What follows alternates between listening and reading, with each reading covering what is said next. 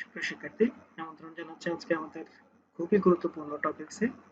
দ্বিতীয় অধ্যায়ের যে টপিকসটা না পড়লেই নয়, যেটা পরীক্ষায় সবসময় একটা কোয়েশ্চেন থাকেই। তো ওই টপিকসটা নিয়ে আমরা আজকে আলোচনা করব এবং খুব মনোযোগ সহকারে আমরা ক্লাসটা করব।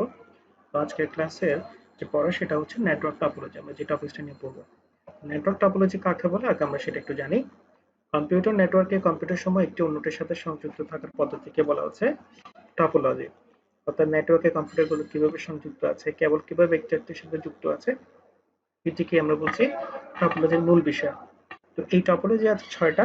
প্রথম যে টপোলজিটা সম্পর্কে আমরা জানবো সেটা হচ্ছে বাস টপোলজি। আমরা পাশে একটা চিত্র দেখতেছি। এই চিত্রের মধ্যে যে মাঝখানে একটা তার আছে, বড় করে একটা লম্বা, এই যে আমি একটু মার্ক করে দিচ্ছি, সেই যে তারটা আছে সেই তারটাকে বলা হচ্ছে বাস। আর এই দুই পাশে অনেকগুলো কম্পিউটার সংযুক্ত আছে। তো সাধারণত বাস নেটওয়ার্কে সচরাচর একটি মাত্র কেবল কোনো প্রকার ইলেকট্রনিক ডিভাইস যেমন রিপিটার বা অ্যাম্পলিফায়ার ছাড়া ব্যবহৃত হয়, যাতে এক কম্পিউটারের সিগন্যাল আরেক কম্পিউটারে সরাসরি যেতে পারে। তাই এই টপোলজিকে আমরা বলছি প্যাসিভ টপোলজি। যখন একটি কম্পিউটার অন্য কোনো কম্পিউটার দেশে মেসেজ পাঠায়, তখন সেই মেসেজ সিগন্যাল কেবলের মাধ্যমে প্রবাহিত হয়, সবকটি কম্পিউটারের নিকট পৌঁছায়, কিন্তু যেটার জন্য পাঠানো হচ্ছে শুধুমাত্র সেটাই কি করবে, এটাকে রিসিভ করবে। সাপোজ এই কম্পিউটারটা এই কম্পিউটারকে ডাটা দিবে, তাহলে এটা এদিক দিয়ে সব জায়গায় যাবে, কিন্তু যারা যাকে জন্য পাঠাচ্ছি, যে কম্পিউটারের জন্য ডাটাটা পাঠাচ্ছি, শুধু সেই কম্পিউটারটা এটাকে রিসিভ করবে, অন্যরা এটাকে রিসিভ করবে না।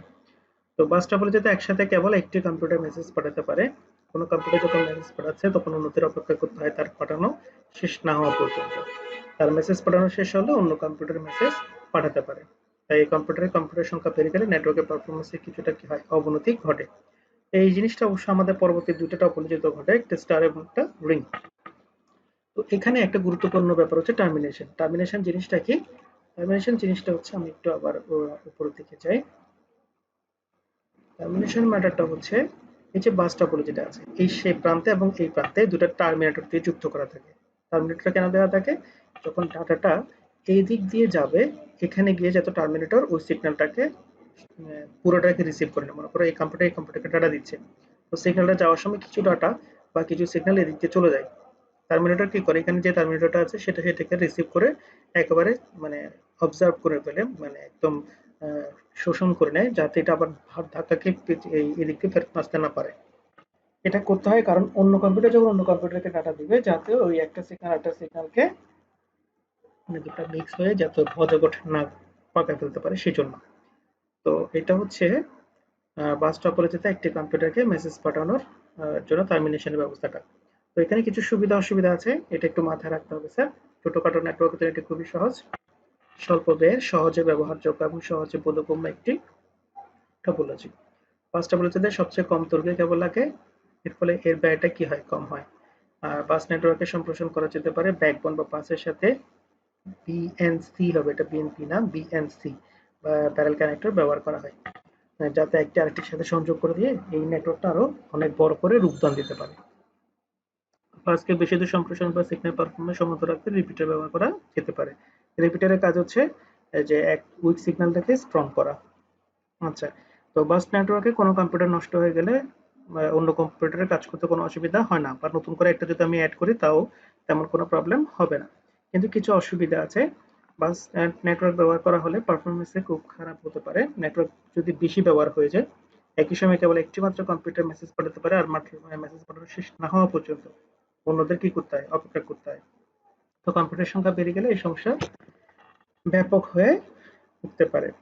প্রতিটি ব্যারেল ইলেকট্রনিক সিগন্যালকে কি করে দেয়, দুর্বল করতে দেয়। ব্যারেলটা হচ্ছে যে যে একটা নেটওয়ার্কের সাথে আমরা আরেকটা নেটওয়ার্কে যে জয়েন করতেছি, মাঝখানে একটা কানেক্টর দিয়ে, সেটা কি করে দেয়, সিগন্যালকে দুর্বল করে দেয়। তাই বেশি সংখ্যক ব্যারেল কানেক্টর ব্যবহার করলে বাস সম্প্রসারণ করা হলে নেটওয়ার্কের পারফরমেন্সটাও কি হয়, খারাপ হয়। আর ট্রাবল শুট করা কষ্টকর, মানেটা হচ্ছে কোন একটা প্রবলেম দেখা দিচ্ছে পুরো নেটওয়ার্কে, সেটা খুঁজে বের করতে একটু টাফ হয়ে যায়। এটাকে বলা হচ্ছে ট্রাবল শুট করা কষ্টকর। আর নেটওয়ার্কের কম্পিউটার সংখ্যা বৃদ্ধি পেলে প্রচন্ড ট্রাফিক সৃষ্টি এবং ডাটাটাও কি হয়, ট্রান্সমিশনে বিঘ্নিত হয়। তো এইরকম কিছু সুবিধা অসুবিধা আছে, আমরা এটা একটু মাথায় রাখবো। এরপরে যে টপোলজিটি নিয়ে আমরা পড়বো সেটা হচ্ছে স্টার টপোলজি। স্টার টপোলজিতে মাঝখানে একটা কেন্দ্রীয় ডিভাইস থাকে এবং এর চারপাশে দিয়ে কম্পিউটারগুলো থাকে। তো স্টার টপোলজিতে নেটওয়ার্কভুক্ত সকল কম্পিউটার থেকে কেবল বের হয়ে এসে একটি কেন্দ্রীয় স্থানে কি হয়, যুক্ত হয়। এটা কম্পিউটার হইতে হবে এরকম কোনো কথা নেই, এটা হাব বা সুইচও হতে পারে। তো মাঝখানে যেটা থাকে সেটাকে বলা হয় কনসেন্ট্রেটর। এটা হাব সুইচও হতে পারবে, একটা কম্পিউটারও হতে পারবে। তো এটার সুবিধা এবং অসুবিধাগুলো কি কি? এখানে সুবিধা হচ্ছে যে এখানে এই কম্পিউটার যদি এই কম্পিউটারকে ডাটা দেয়, এটা অন্য কম্পিউটার চাইলে অন্য কম্পিউটারকে তখন ডাটা দিতে পারবে, যেটা বাস টপোলজিতে ছিল না। এটা একটা সমস্যা ছিল, বাট এখানে তারের ব্যবহার একটু বেশি, বাস টপোলজিতে তারের ব্যবহার একটু কম ছিল, ওটা সাশ্রয়ী ছিল, এটা একটু একটু ব্যয়বহুল হবে। আবার মাঝখানে হাফ সুইচ আছে, সেটাও একটু সমস্যা, সেটার জন্য কিন্তু তোমার আলাদা পে করতে হচ্ছে। আবার এখানে কোনো একটা কম্পিউটার নষ্ট হলে কিন্তু পুরো নেটওয়ার্কটা বুঝতে নষ্ট হচ্ছে না। আবার এখানে একটা সুবিধা হচ্ছে কোন জায়গায় প্রবলেম হচ্ছে, মনে করো এই নেটওয়ার্কের মধ্যে এই ডিভাইসটাতে একটা প্রবলেম পাওয়া গেছে, তাহলে সেটা সহজে এই জায়গাটা থেকে নিরূপণ করা যায়। তো আলটিমেটলি বাস এবং স্টারের মধ্যে আমরা প্রায়োরিটি স্টার টপোলজিকে দিব, এটা একটু মাথায় রাখবো। তোমরা সুবিধা অসুবিধাগুলো একটু বই থেকে পড়ে নিবে। এরপরে যেটা আছে সেটা হচ্ছে রিং টপোলজি। দেখতে একটা বৃত্তাকার পথের মতো তৈরি করছে কিনা দেখো। ডাটা ফার্স্টে এখান থেকে এখানে যাবে, সেখান থেকে এখানে যাবে, দেন এখানে যাবে, মানে ক্লকওয়াইজ ডাটা ট্রান্সফার হয়, এটা একটু মাথায় রাখো।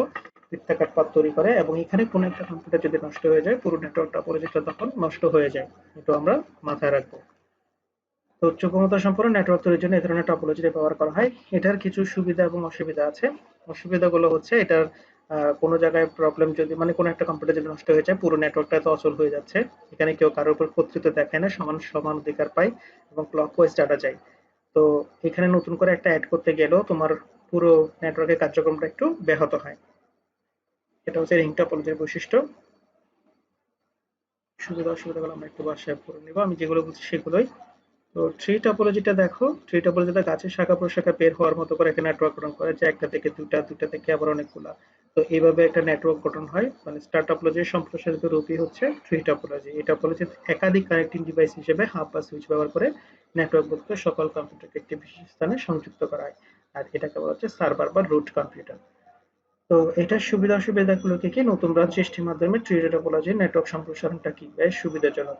অফিস ব্যবস্থাপনার কাজে এই নেটওয়ার্কের গঠন বেশি উপযোগী। নতুন কোনো নোড সংযোগ করা বা বাদ দেওয়া সহজ। এতে নেটওয়ার্কের স্বাভাবিক কার্যক্রমটা ব্যাহত হয় না। অসুবিধা হচ্ছে রুট বা সার্ভার কম্পিউটার কোনো ত্রুটি দেখা দিলে ট্রি নেটওয়ার্কটা কি হয়ে যায়, অচল হয়ে যায়, অন্যান্য টপোলজির তুলনায় অপেক্ষাকৃত জটিল। এবং ৫ নাম্বার যে টপোলজিটা আমরা পড়বো সেটা হচ্ছে মেশ টপোলজি।